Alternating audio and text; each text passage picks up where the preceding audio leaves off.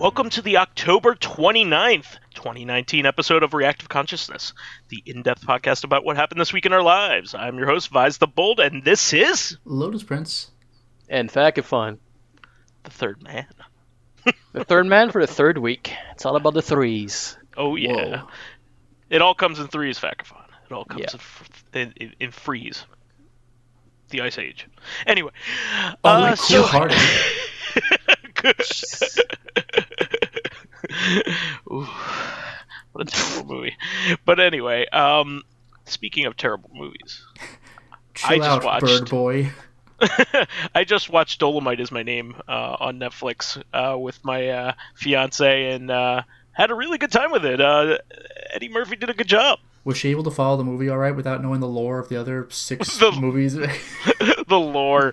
She has to watch Petey Wheatstraw and Disco Godfather to have a clue of what's going on.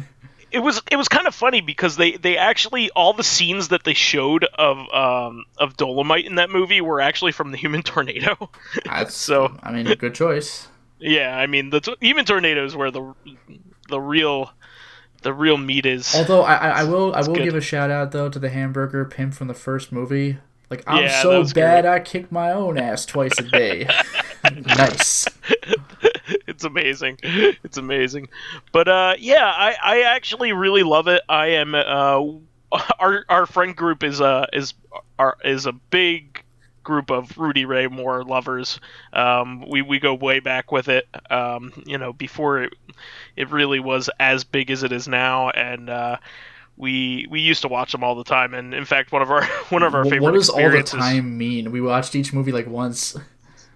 I mean, that's 14 hours. That's a lot of time. Before anyone asks, I'm not part of their group. I have no idea what they're talking about. We need to just YouTube any trailer of any Rudy Ray Moore movie and have yourself a good time. Yeah, right. Yeah. You ever see Black Dynamite at least? Maybe. Yeah, that movie was basically a parody of stuff like Dolomite. But Dolomite was goofy on its own. It wasn't like a serious movie, so it was. But Black Dynamite also made fun of like the janky editing and stuff like that, sure. And just like the heavy-handed message, like we need to keep drugs off the streets, even though the movie's not really about that. It's just him being a badass. Nah. I'm sorry, I've never seen that movie. Oh, it's great. Yeah, you need to watch it. It's a cult cinema classic for sure, and I'm glad it's getting in the limelight again. So anyway, we have plenty of news here to go over.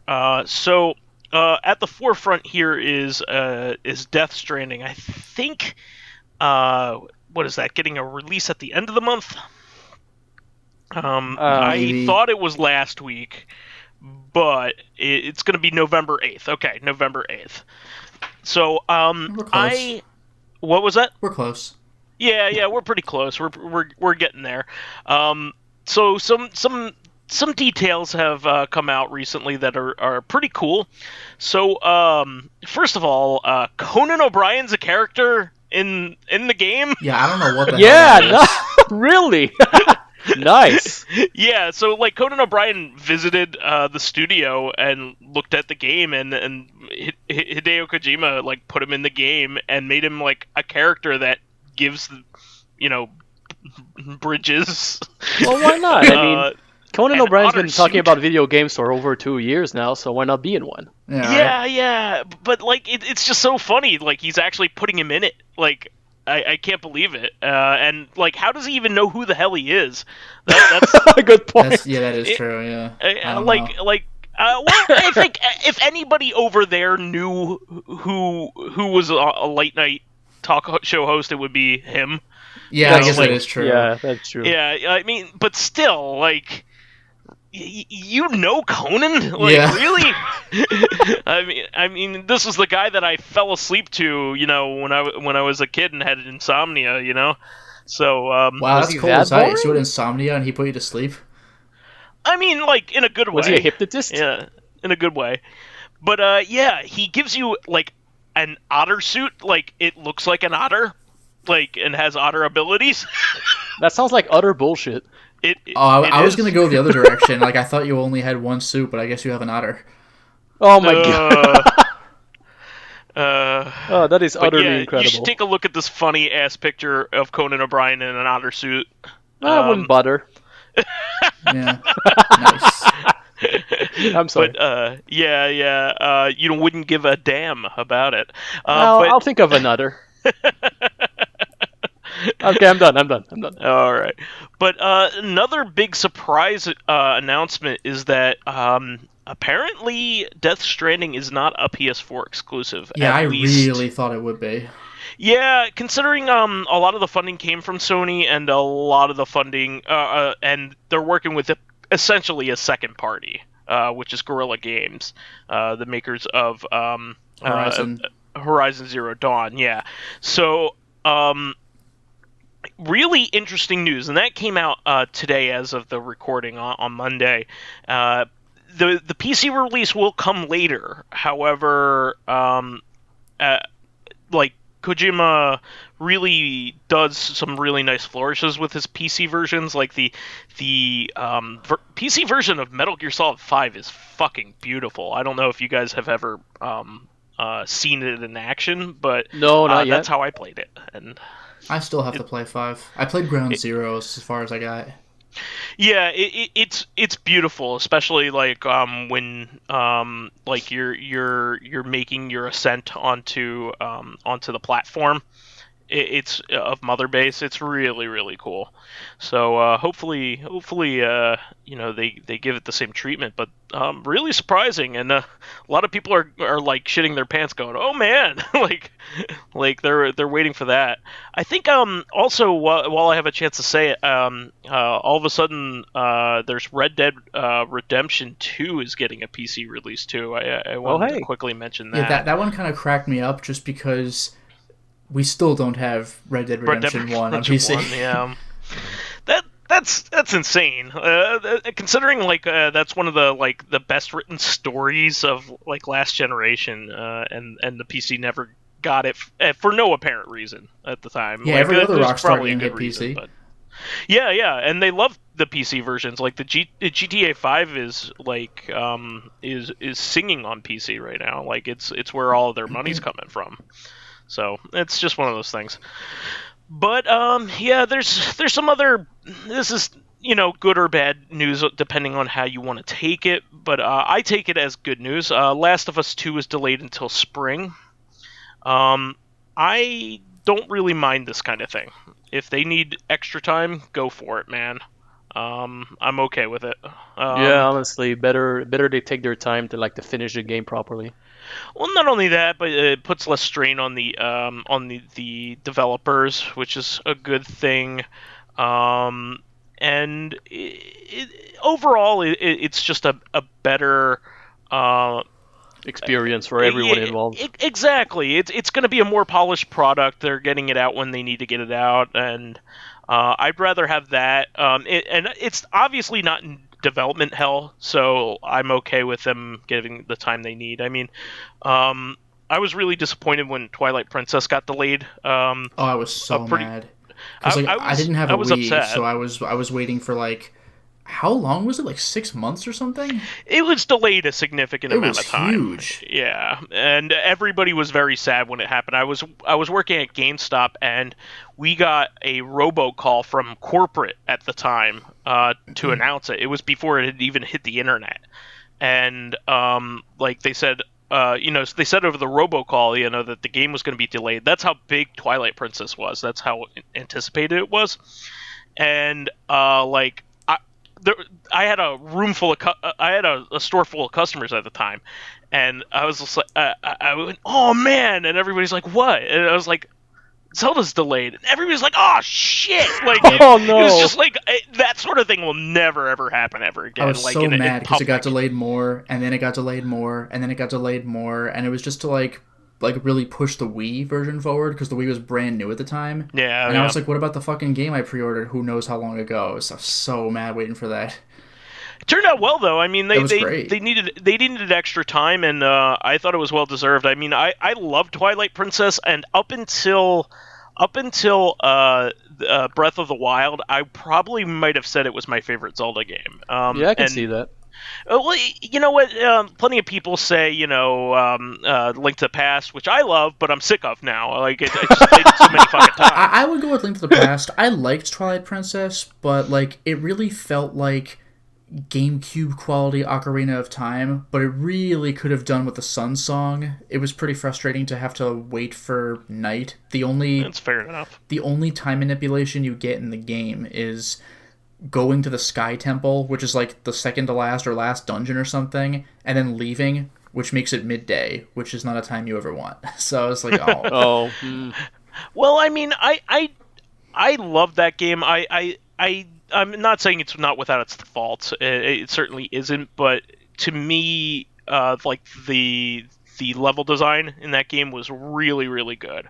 Especially with the magnetic boots and all that shit. Like it was a really great game, and I love the characters in it. I thought like the weirdos that they came up with Link to interact with was like especially the Bug Girl. Oh my god, Bug Girl is pretty legendary. Amazing, and she hasn't made a comeback yet. I hope in the next one, Bug Girl's there. But anyway, we got plenty to talk about. So, Last of Us 2, take your time. I haven't even beaten the first game yet, so. The first game. This is going to be polarizing for people who know the game, but it's one of my favorite video game endings. A lot of people hate the ending, but like whatever your feeling on it is. I think you might at least know why I like it. Like, like the ending has something to offer, even if you don't like it. I can't wait to play it. I haven't gotten spoiled on it, so I'm happy about that. It's so brilliant. I'm gonna play it definitely. I just haven't gotten a chance. And moving on from there, this is big news for Lotus and myself at least. I don't know how you stand on these two titans of industry. Suda51 and Swery65 are teaming up to make a game together. Yeah, that's like hysterical. Oh my God. This is gonna be the most like indie avant-garde looking game you've ever seen in your life. I can't believe that they would like be able to agree with each other on because they're both weirdos. Suda51 makes indie looking AA games, and Swery makes like actual indie games. That makes the missing is an actual good game, like and he before that he made some like Swery's probably most junk. well known for Deadly Premonition, which is like the game itself is a fucking meme at this point. The missing sold actually really well. I would say that was a hit. I mean, sure, but when you say Swery, like Deadly Premonition is what comes to mind. That's true. So if they combine together, are they going to be Suda 116? Dude, that's ridiculous. Why would that happen? They're about the only people that actually would do that. I know. I so hope they do that. But what's really cool is Devolver Digital was like, "Oh, holy shit! Of course, you guys need to talk to us." Oh, they wanted to. If they ever did combine, they would probably make Dark Dreams Don't Die 2. That'd be amazing. With like a cameo from Travis Touchdown for no reason. Why not? Nice. Yeah, fuck it.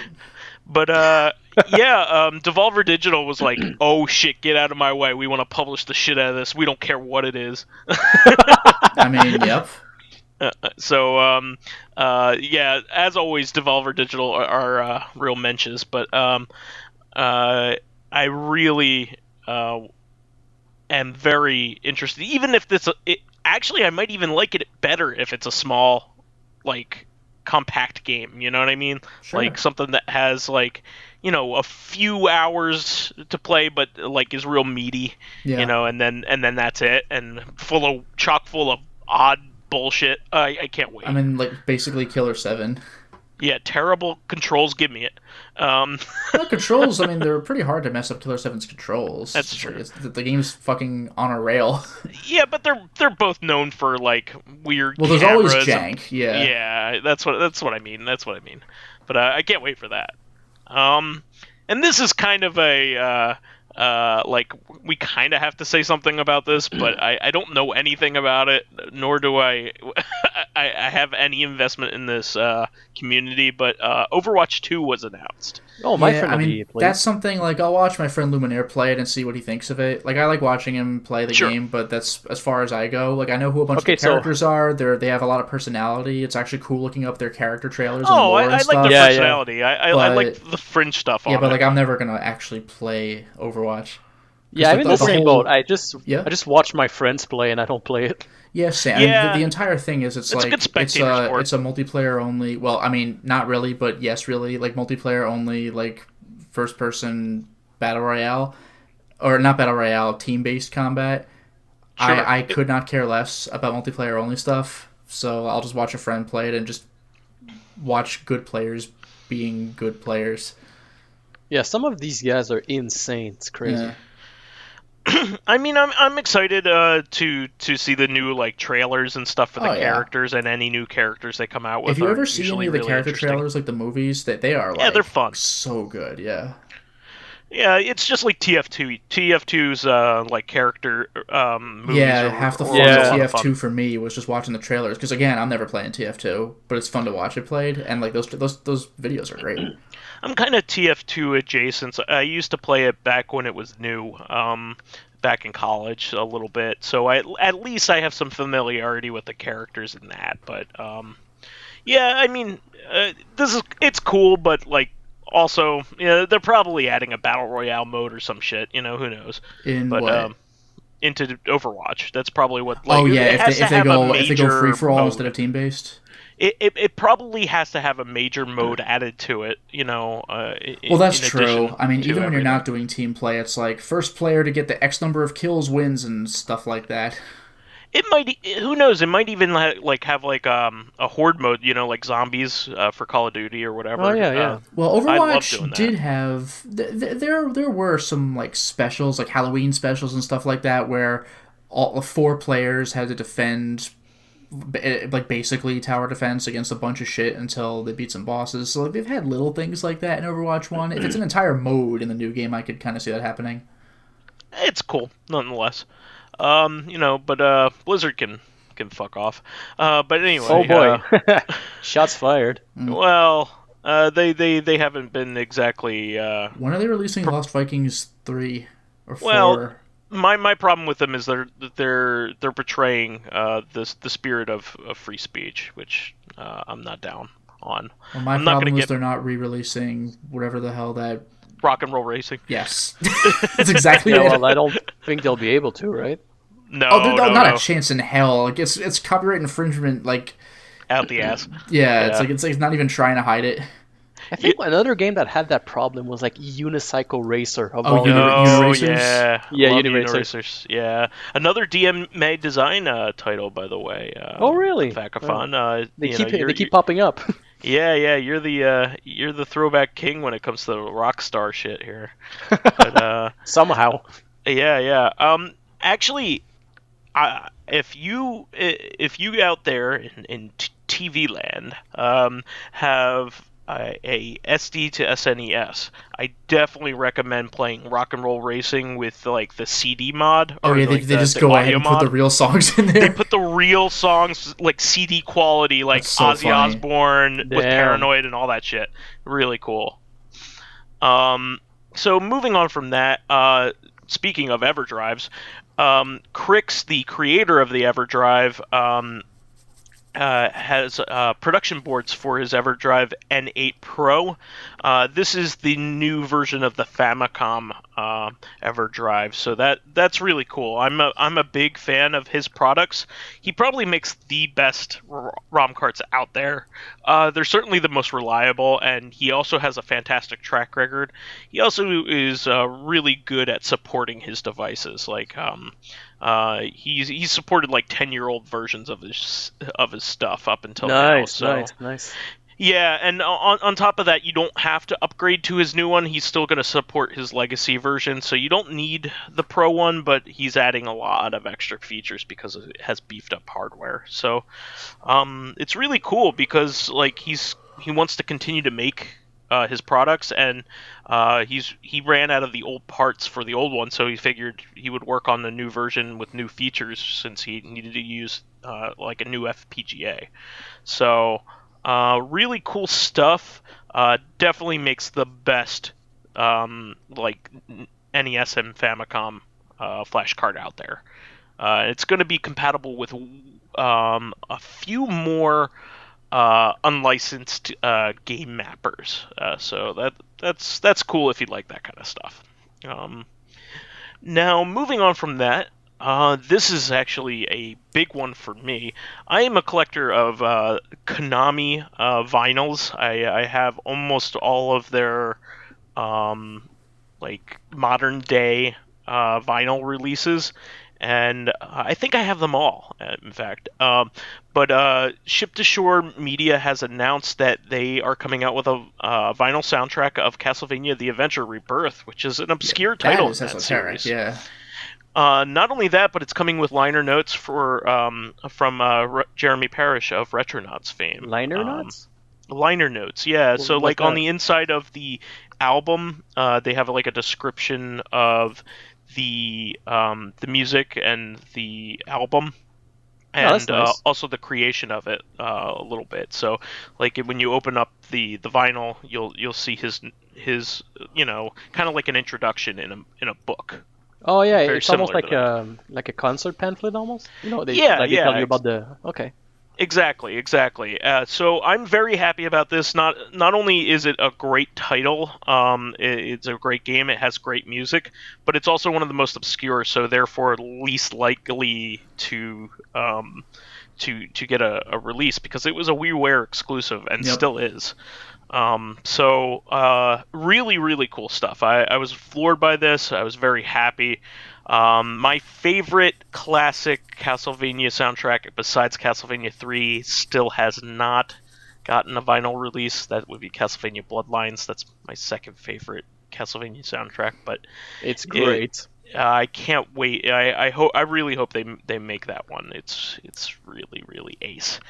But moving on from that, so there's been a fan game that's been worked on for a couple years now called Xenocrisis.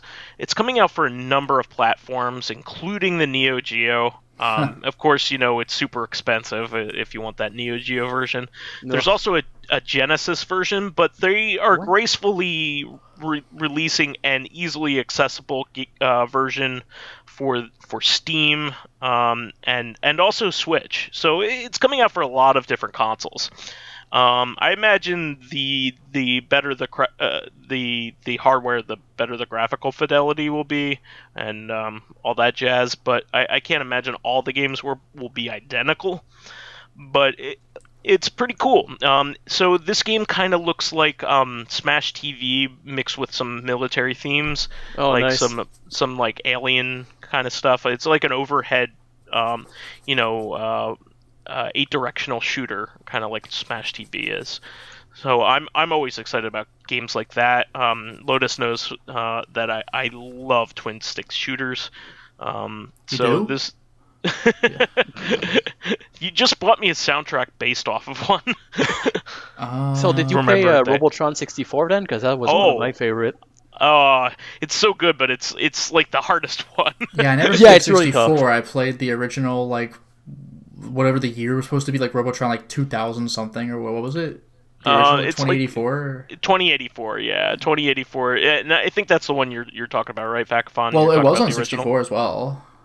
Yeah, it was just called Robotron 64. Yeah. Which version did you play? I don't know. The one where he has a really big head and it's on 3D? Yeah, That's 64. That's Robotron 64, or probably the PlayStation one. They were kind of like contemporaries. Oh, I didn't even know there was a PlayStation version. Yeah, me neither. Yeah. So, but I love some twin stick shooters. You bought me the soundtrack for Nex Machina, which is also a fantastic twin stick shooter. I love that game, and I love the soundtrack too. Yeah, Nex Machina was one of those like kill all the things, save all the civilians. Like it was made by the people who did Resogun, I believe. Yeah, and also lots of particles. Yeah, I think Jeff.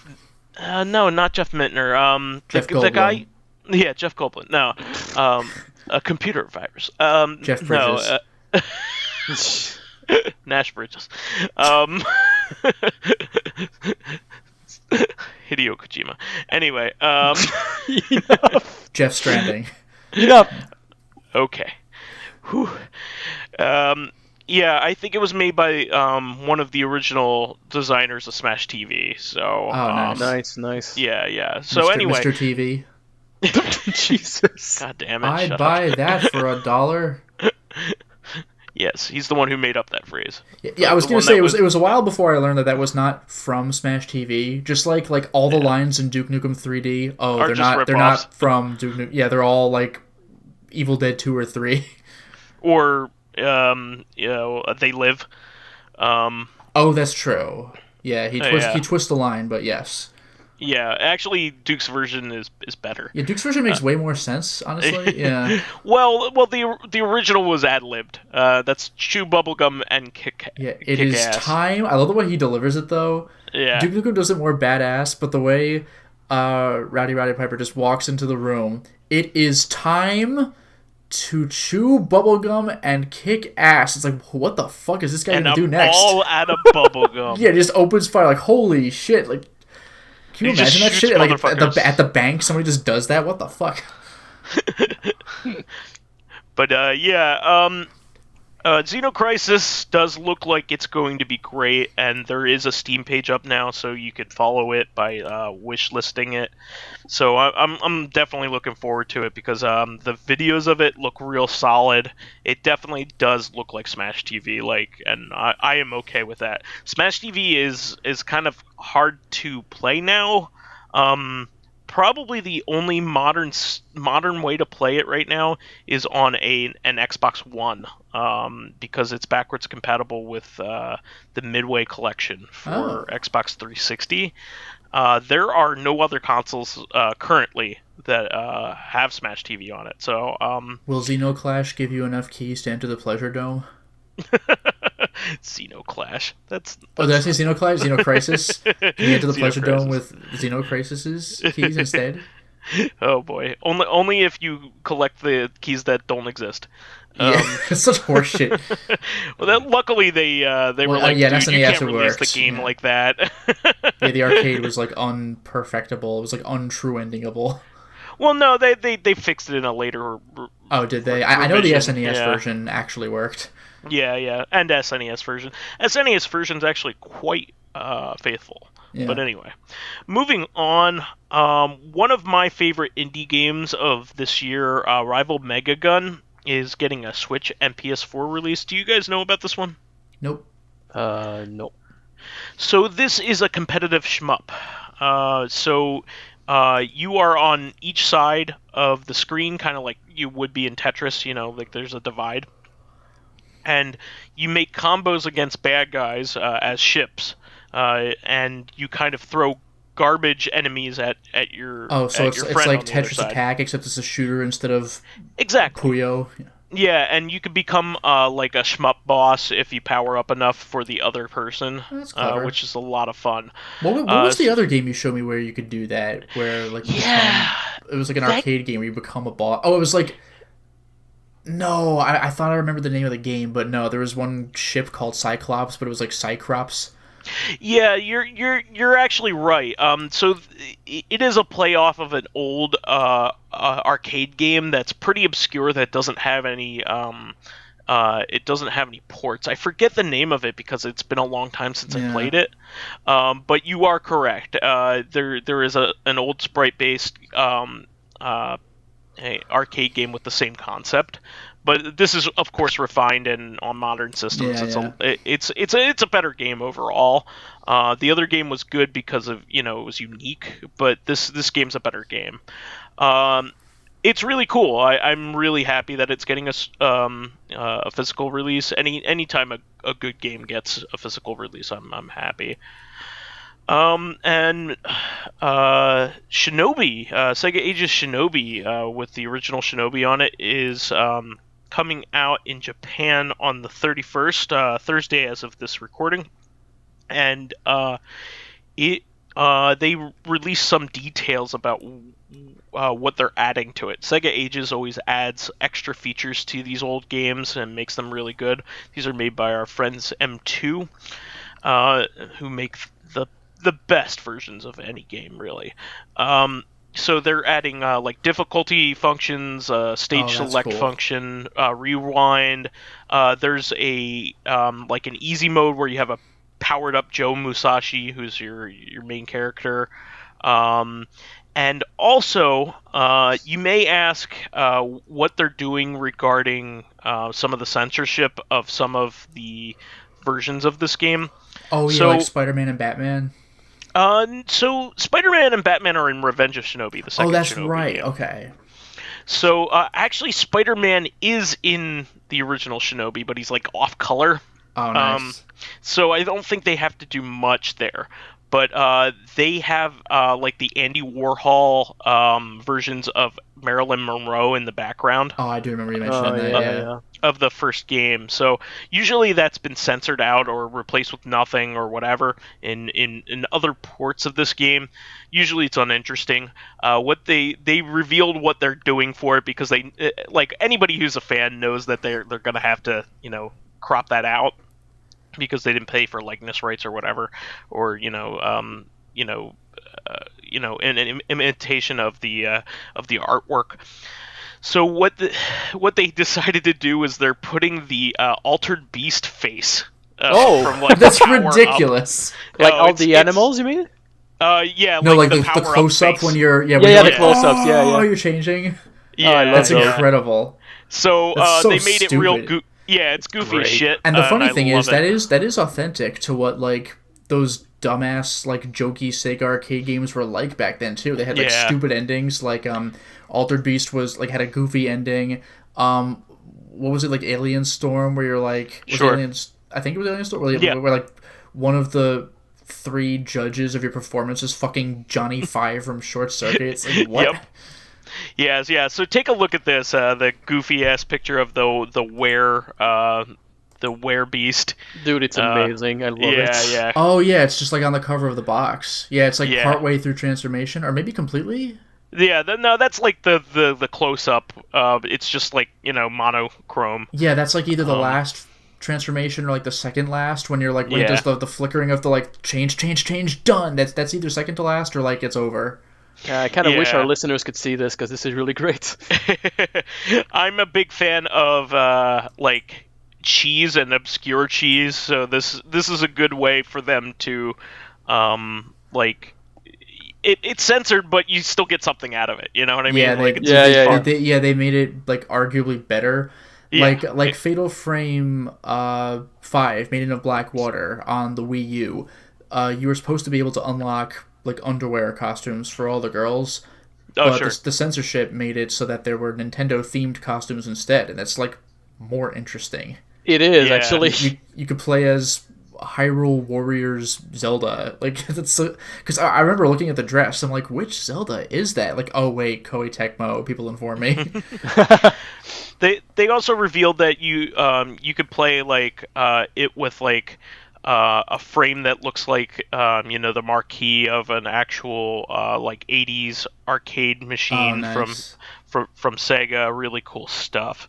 And the background there, you could see like Fantasy Zone and course. Hang On and I'm getting and, Yakuza Outrun. flashbacks. Yeah, Outrun. It definitely looks like one of the arcades in Yakuza in Zero. Yakuza. Yeah, exactly. Yakuza Zero, Yakuza Zero. but then other Yakuza games because they just never let those go.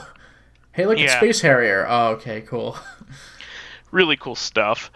So moving on from there, Panzer Dragoon Remake is making some traction. I'm very happy that this even exists. Yeah. I hope it turns out well and it looks good and plays well, because they promised to at least make the second game, and I'm sure if we're really good boys. Wait, the second game was Vi, right? Zwei, yeah. Okay, and Order was the third? Or was it Saga? Well, Saga is the third game, but Orda is like the third action game. Okay. So, well, there's also Panzer Dragoon Mini, but who's counting that? Yeah. Like the Game Gear game.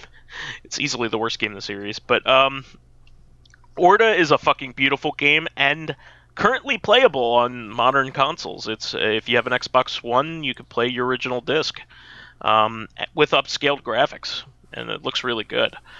But they're remaking the first game so it doesn't look blocky as hell. The only way up to now. Well, you said that Orta came with the first game though. Yeah, you could actually play the original game on your Xbox One if you want to. Because I was gonna say, like, other than Orta, like the only officially released, like, just Panzer Dragoon original release, like, the best way to play that was probably like the PS2.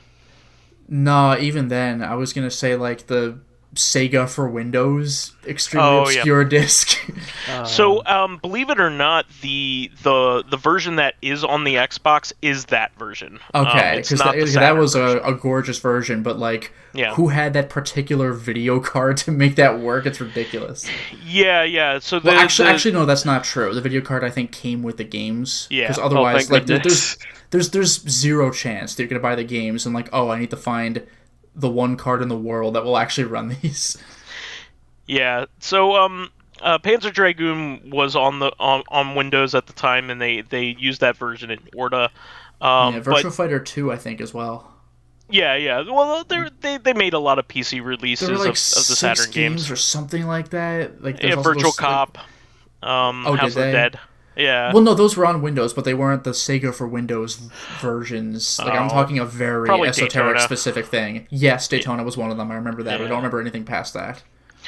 But like I said, Panzer Dragoon's appeal is its unique environments, its unique world, and its fantastic music, and kind of like the imagination that you have when you're playing it, like of all of the way that the world works. It kind of has like a almost medieval fantasy mixed with ray guns kind of feel.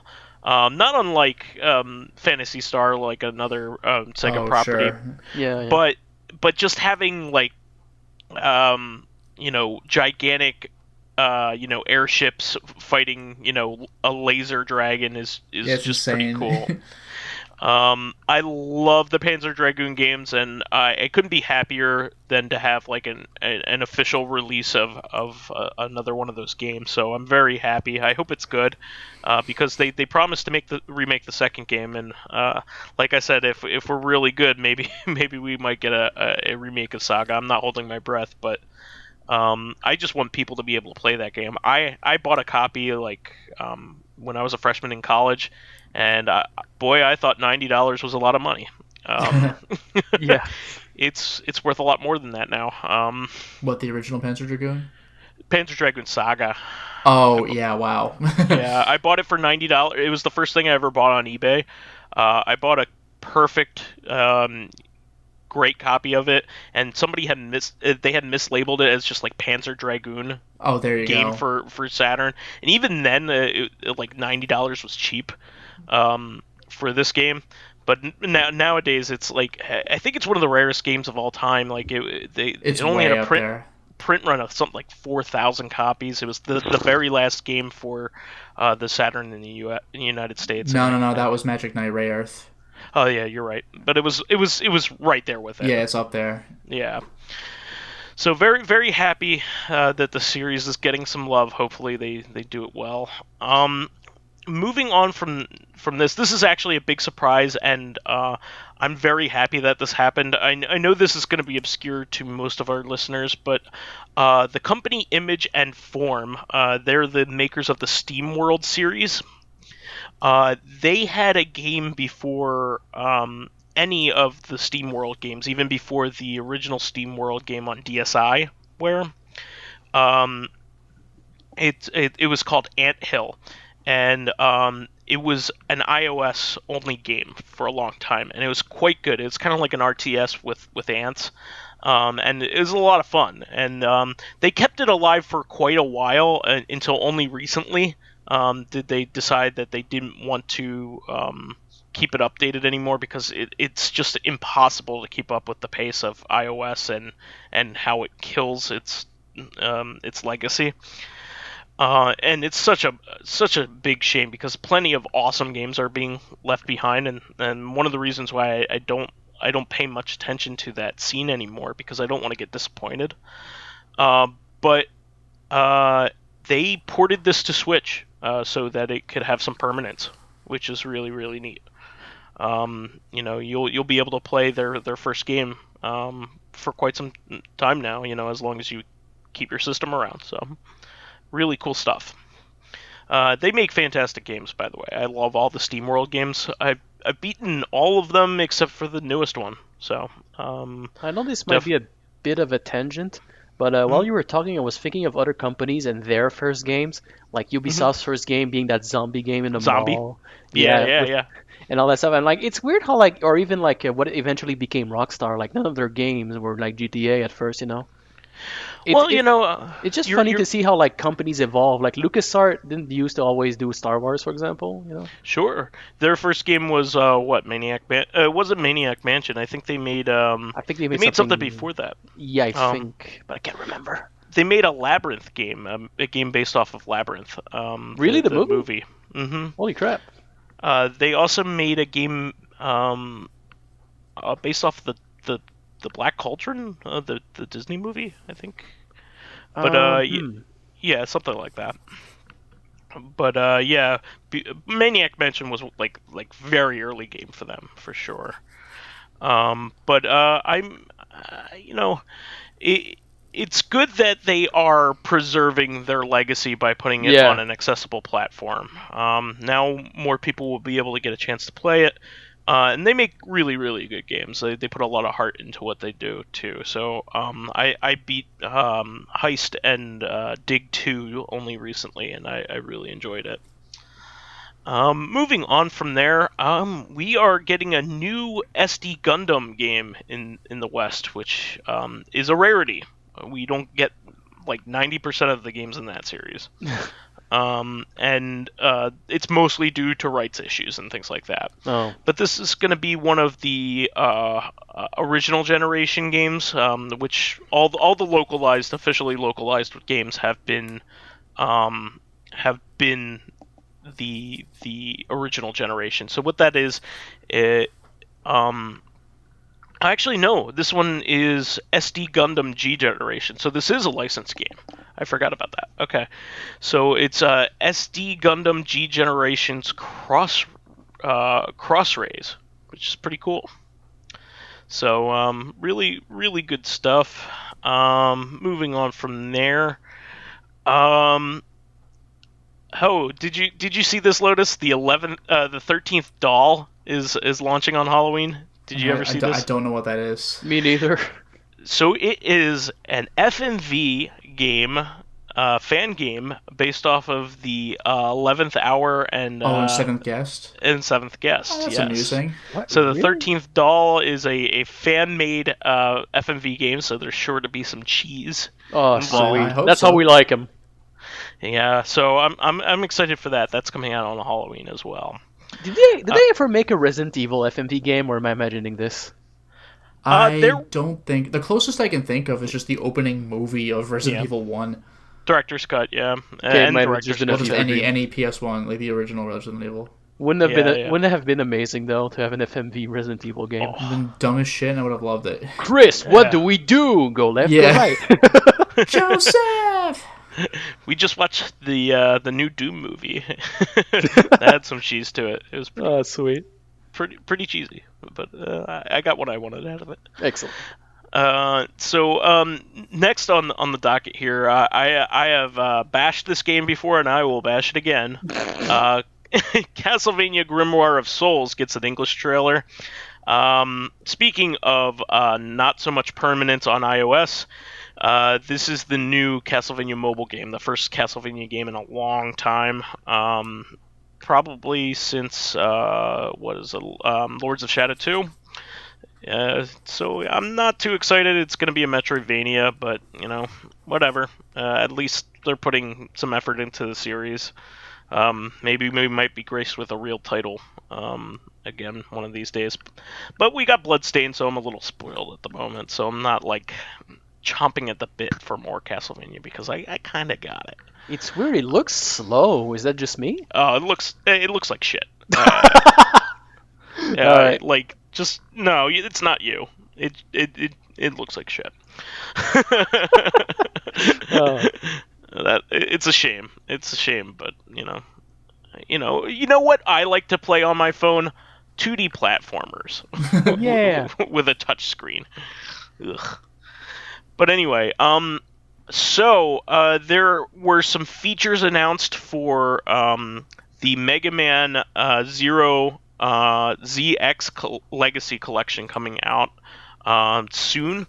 So some people had been asking whether like a lot of the special features that you could only do with like the original hardware.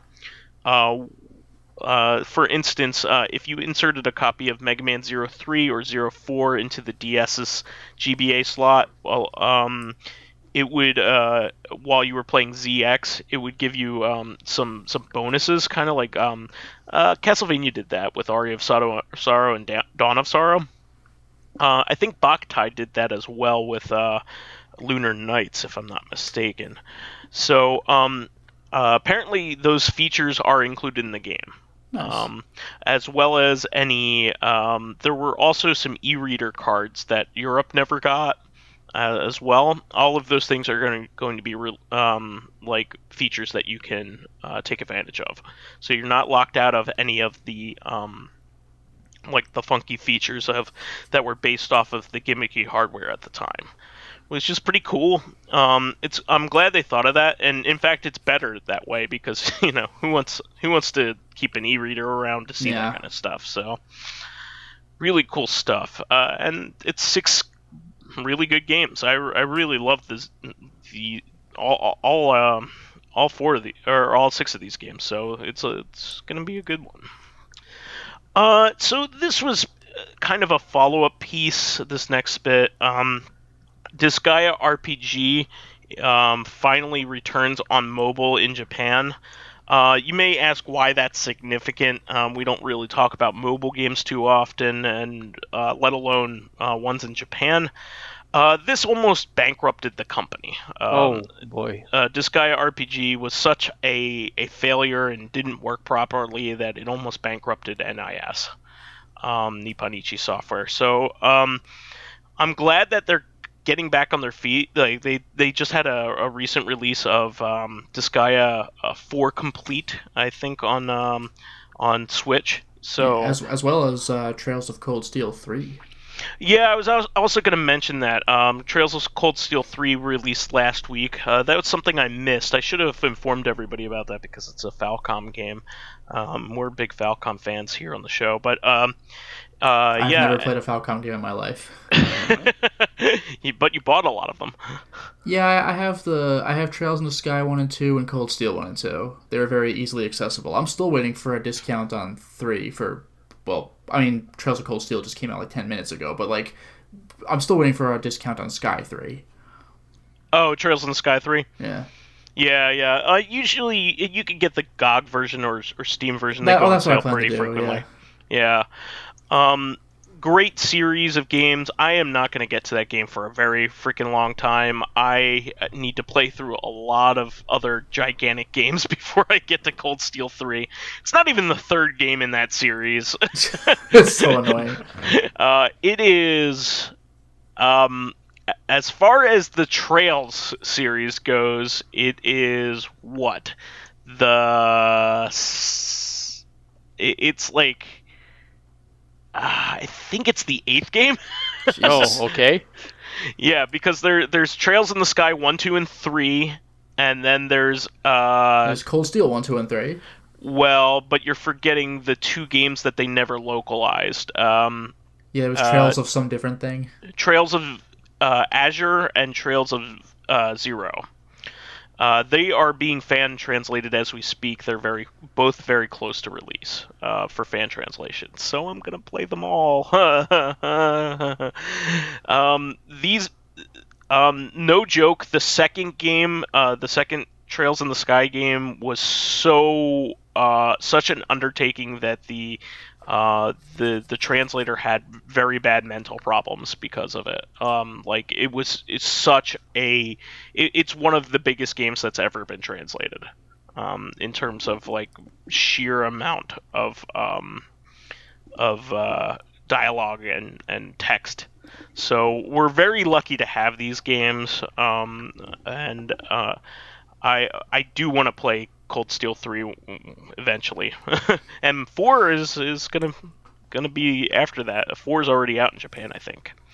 So, good stuff. Definitely pick it up though. You could probably skip before Trails of Cold Steel 1 if you really wanted to. You could probably start there. So I definitely recommend that. It's out for all the major systems, so get going on it. So just some quickies right here. River City Girls got its physical edition shipped. I got mine. Have you been playing that at all, Fakafon, or did you? I looked wish. At it? It is one of the best sounding games I've played in a long time. The soundtrack is phenomenal. It's really, really good. I want to play so bad, dude. And the animation is like some of the best sprite animation I've ever seen. It's really, really good. Hey, Christmas is coming up. Buy it for me? Do you have a Switch? Shit! I got nothing, man. Well, it's also on PS4. I don't have that either. Oh, well, we'll have to get you a Tiger Electronic version, maybe. Yeah, do you have a game com? Let me check in my... Yeah. Do you have an R-Zone? Fuck off. Have Turbo Graphics? I think I still have a Coleco somewhere. Oh, jeez. Dude, the ColecoVision is not a bad system. I love the ColecoVision, so props to you on that. No, I'm just kidding. I got nothing, man. It's one of those things, like, you know, when you're really young and your mother's like, we don't need this console anymore, so she just throws it out with your games, and you're like, what are you doing? Everybody's lived through that. Yeah. It was the same with, like, my brother's Magic card, including, you know, the one card. I think it's the Black Lotus. Oof. Yeah, I think my brother had one and never found it again. That hurts a lot. Yeah. Well, you know, you're a mom, so these are just, like, pieces of plastic on the ground, and like, whatever, man. Oh, what a shame. That's why you need to teach your teach your dads, teach your moms the importance of what you have. You made me sad. Well, even outside of the importance of what you have, just like, don't touch my shit. Like, I'll tell you if I want to throw it out. Yeah, but they're your parents, you know, so they'll just throw it out anyway. Well, you should see. In my house, you know, who bosses who around? The dog. Not me. Yeah, I was gonna say the cat. The cat's above me. But the hierarchy. But River City Girls is a fantastic game. I definitely recommend it. All fans of beat 'em ups. Really, really good. They did a really good job with it. So and it's a lovely package they put together. They put a nice instruction booklet together for it too. I always love seeing that this day and age. Full color and all that. So really cool stuff. The next thing I just wanted to quickly mention, Lotus told me about this. Glittermitten Grove shipped and arrived, which is not that we care, but that's the game that secretly houses Frog Fractions 2. Technically, Frog Fractions 3. Yeah, 3. There will never be a 2. Frog Fractions 2 got canceled. It's so dumb. They're like, oh, you thought this was Frog Fractions 2. Well, yeah, think you again. were wrong. we have to do an LP of that one of these days, the original game at least, because that's like one of the best internet games I've ever played. It's really up good there. stuff. It's way out there. Yeah, no, really good stuff. But I look forward to getting my physical copy of a goofy bullshit-ass game. I love it. Moving on from here, this is something I was pretty worried about, but I'm very happy to hear went the other way. The Infinity Engines are games. This would be Baldur's Gate, Baldur's Gate 2, Icewind Dale, and Planescape Torment. Planescape Torment, yeah. Yeah. Were all released on Switch, and all play very well. Ooh, good. Not only that, but the interface is legible, which is another thing I was worried about. The interface in Switch is important, but I mean, I was kind of like, you'd better not fuck up like an early 2000s point and click like adventure game. Like I would hope the Switch can run that shit. Well, it's not running it that's the problem. It's the accessibility of it, because the that was a interface point. Is important. Exactly, it's a point and click adventure game. Well, they're all point and click games where you have to use the mouse very frequently. Yeah, it plays kind of like RTS when you get into combat situations. You like click on the enemies and click your spells to use and stuff like that. Exactly, and apparently went very well. I could see that working very well with like a touchscreen interface, actually. Yeah, in fact, I think the main reason why those enhanced versions were made, that were released on GOG and Steam last couple of years, is because they were derived from a mobile port. So there is a mobile port of all of these, but I'm very glad it's on the Switch, because that is my main portable device and also really my main device to begin with. So maybe I can actually get around to playing these games if I have a little bit more accessibility to them. So I was very worried that like I wouldn't be able to read the freaking text. In portable mode. That was my big fear with these games, but I'm very happy that that they thought of that. So, really cool stuff. And also this Yooka-Laylee and the Impossible Lair is apparently a really good game. Yeah, good, because the first Yooka-Laylee was apparently like okay. Yeah. I mean, like, nothing wrong with being an alright game. It's just that the hype was insane because it's the Banjo-Kazooie people, and then it was like, yeah, it's alright. Yeah. In fact, a lot of people were saying that, like, a couple of the indie games from the around that time were actually a lot better. For instance, Hat in Time is basically a modern modern classic, and it's a play on the same type of game, but like way more modernized and a lot more fun for today's audiences. So and you have Mario Odyssey, which was freaking fantastic. So yeah, I remember that indie game. Yeah.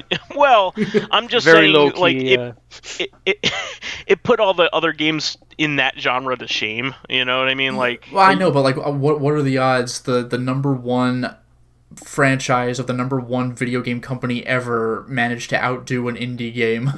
I mean, they've made their missteps. I mean, of course they have. Sunshine, but it's like, I know that. I mean, well, Sunshine was a brilliant game as well. Yeah, but like it took a long time for people to warm up to that game, and I still haven't. Oh no, the game's brilliant. It's just that the reward for getting every single shine sprite is fucking lame. I mean, so is a piece of cake. Well, that's just beating the game, though. No, that's what you get at the end of for 120 stars in Mario 64. Well, you get Yoshi in a special jump at least. Yeah, no, you get to talk to Yoshi. Like the piece of cake, like the fact that you get served a cake, wasn't that always the ending? No, that's only at 120. I think if you do it normally, really? I think normally you just get the whole cake and it says like thank you. Oh, so you actually get a worse reward for 120? You get a piece of cake and not the whole cake? No, but I mean, it implies that you ate it at least. Oh, so as opposed to Peach showing the cake to you and going like, you'll get to eat it maybe if you perfect the game. Yeah, this one's for Toad, God sorry. Damn, Peach. Peach! But anyway, last couple things here. I'm actually pretty excited about these. I didn't really have much build up to these, but I hear they're both really good in both very different ways. But The Outer Worlds is out. This one I had been following a little bit. So this one. What was that? People seem to love this one. Yeah, so Outer Worlds is made by Obsidian, the makers of Fallout New Vegas, and one of my personal favorites, Alpha Protocol, and South Park: The Stick of Truth, all fantastically written games. This is basically the new successor to, or kind of like a new competitor to Fallout, I guess. Well, yeah, like one of the comments I saw that really stuck with me was, this is what it looked like if the Fallout New Vegas team like actually had a budget and could do whatever they wanted. And not only that, but this is like, with the timing of the stupidity going on with Fallout 76, it's like, hey, Bethesda, it is possible to make a fucking good Fallout game. Like, How about you try that? They couldn't have released this at a better time, basically. Yeah, like moments after Bethesda trips and falls on its face again. With Fallout 76 with its $100 per year subscription service to private servers, because Jesus, that's what I want in my, like, Fallout 76's whole premise was it's a big world and like the other players kind of are what make it work. You know, like Minecraft, it's cool to see what other people do and go into their servers. So private servers, what if I took the point of Vegas and got rid of it and only had like 3 of my friends to play with? Yeah, it's like up to 7 or 8, but it's like, what are we gonna fucking do here? We have a party, now what? Yeah. It's like traveling around in Santa Destroy in No right? More Heroes. Like a whoa, big, they built this whole town. Thing. Oh, there's fucking nothing in it. Yeah. Except that was done ironically. Fallout 76 is done for real. It's like, you've got to be kidding me. Well, at least the Outer Worlds, and this is by the some of the original team of Fallout 1 and 2, I might mind you. Oh, nice. Obsidian was comprised of old Fallout devs, so that's why New Vegas is probably the best Fallout game. Yeah, because Bethesda didn't fuck up its mechanics as much as they could with like game-breaking bugs. Ugh. Well, they had worked out a lot of the bugs in their engine by the time that New Vegas had come out, because 3 had been a much mature game at that point. It just amazes me that Bethesda even considered making Fallout 76, because the only reason their previous Fallout games even fucking worked is that fans fixed their shit for them. Fallout 76 is where fans can't do that. By the way, props to these guys for doing that, because that's amazing.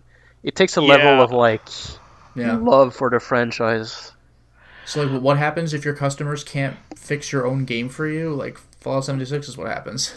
But it's ridiculous. These they have had their own customers fix their own game, and then they're like, now we're gonna charge $100. Like, what the fuck are you doing? Yeah, like, okay.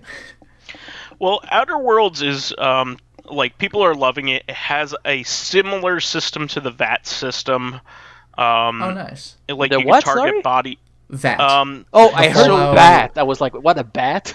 Yeah, like in Fallout 1 and 2, it was like old style RPG. Like, do you want to attack the arms? Or no, the you want to head attack or the groin. legs? Always the groin. But in Fallout 3, you could play it first person shooter style, or you could use the VAT system, where you can aim at a particular body part and it'll tell you what percentage chance you have of hitting. Which was amazing, by the way. It was always fun. Yeah, it was super clever. The VAT system was a lot of fun. I just miss, like, aiming at the groin. I know, like, today games can't really do that anymore, but it was funny. Yeah, go back to GoldenEye on 64. And... I got hit in the groin. My groin. Don't cry for me. I'm already dead. But I know what that is. Yeah. The Simpsons. But football to the groin had a football to the groin. He tastes like a peanut. So anyway, Outer Worlds is apparently really good. It also isn't a gigantic ass game. Apparently, which I actually it doesn't need really to be. Appreciate. Like, I'd rather take a smaller game with shit in it than plus 20 hours of gameplay, but not really, because it's wandering the wasteland. I know in Fallout it's supposed to be a wasteland, but I mean, when there's fucking nothing there. Sure. Well, apparently this game is full of life. It has a lot of really cool backstory and lore. Apparently, you can kill every NPC in the game if you want to, and still complete it. Oh, that's insane. Like, they let you do what you were allowed to do in the original Fallout and Fallout 2, which is basically you can make your own wasteland. You can basically be like a genocidal person, or although you can. In Europe, though, in Fallout 2, you could not kill small children, so you could because there weren't any. Oh, was that what happened? They removed them? Yeah, they removed the children, so you couldn't beat all the side quests because a bunch of them had to deal with children. I didn't know that. I thought they made them invincible or something. No, they were invisible. Nope. They were just not there anymore, but you would still see their text just floating around. Oh, for real? Yeah, it was ridiculous. It was so stupid. Oh, that's insane, dude. But Outer Worlds has some really cool stuff to do in it. Like, you could do Deus Ex style, where you can talk your way out of almost any situation, nice. Or talk your way into it as long as you have the dice roll for it, or the the stats for it. which is really cool. My type of game. I love when they put a lot of work into the dialogue trees. Like, one of my favorite things to do is get whatever I wanted in Fallout 3 because my stats, my charisma was super high, and I also had like scientific ability, and the way that I beat that game was fantastic. So this is not really spoilers at this point because Fallout 3's been out forever, but at the end of the game, you basically find out that the president of the United States that's been making radio transmissions is actually like a computer backup, like a computer president that's trying desperately to bring the country back together after being destroyed, and it's really no good because it's not acting in the best interests of everybody, and if you're a scientist and you have like a high science quotient, you can actually convince it with a logic loop to kill itself. That it's like no good for the wasteland. So it was pretty cool. Yeah, I did that too. It was amazing. One of my favorite things to do, and you didn't have to lift a finger, you didn't have to shoot anything. Really cool stuff. So I'm really looking forward to play this game. It is a Microsoft-backed game, and it will be on the Switch. It is one of their games that they are doing cross-platform with the Switch on. So I don't know whether I want to play this one on the Switch, though. I normally would say yeah, but like graphical intensive games, I tend to do the PC version. So we'll see, but I'm looking forward to it. I really am. And finally, this is a game I knew nothing about until it was released. It's called Disco Elysium. What? Have you guys heard about this? Never. I've seen the name, but don't know anything about it. So it kind of seems like a Planescape torrenty kind of game. It is very, very, very offbeat, but some people are saying it is the best RPG of the year already. Apparently, it is a non-combat focused RPG. Almost everything is revolves around like talking to things, but like all of your equipment has personalities. Like your shirt has is a character. Like you can talk to it. It's apparently like a fever dream, but also really awesome and philosophical and existential. And it's not up its own ass. Like it's actually like has the chops. It's not like Y2K or Yike or whatever the hell that fucking game is. A postmodern RPG. I love how that game just like fell flat on its fucking face. That game, but with copying, like straight up copying text out of a novel. Oh really? Mm. Oh yeah, no, we talked about that on the show. It's been a while. I forgot about that. They verbatim copied like an entire page out of a novel. Like it wasn't even just like paraphrased. It was like verbatim. That's embarrassing. Yeah, like how a naughty high schooler finds a paper online and tries to pass it off as their own. Yeah. Did you do that? You ever do that? No, the internet was not what it was when I was in high school. So yeah, that's true. That's true. Yeah, we couldn't didn't have the option even if we wanted to. Yeah, I wouldn't have done that. I don't need that. I got chops, man.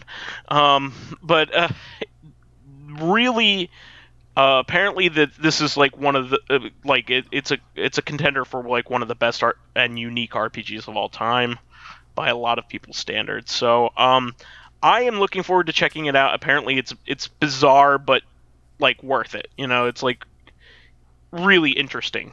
That kind of thing. So it is not out on any other console or anything. It's just a PC game at this point. So and apparently it's kind of developing. Like the voice acting is very amateurish, but apparently the game is just like very good and unique. So those are the stories that I have. Anybody else have any final statements or things they want to go over before we end the show for this week? Not really. Yeah, I think I'm good. Okay, well, that is the show for this week. Please remember to subscribe to the Corrective Consciousness YouTube and Soundcloud pages. While there, please give us thumbs ups, likes, and 5-star ratings on iTunes. Helps promote and spread awareness of the show, and any bit of encouragement helps keep the show going. You can also catch us on Thursday for our sister podcast, Corrective Consciousness, the podcast where we explore the inanity of pop culture.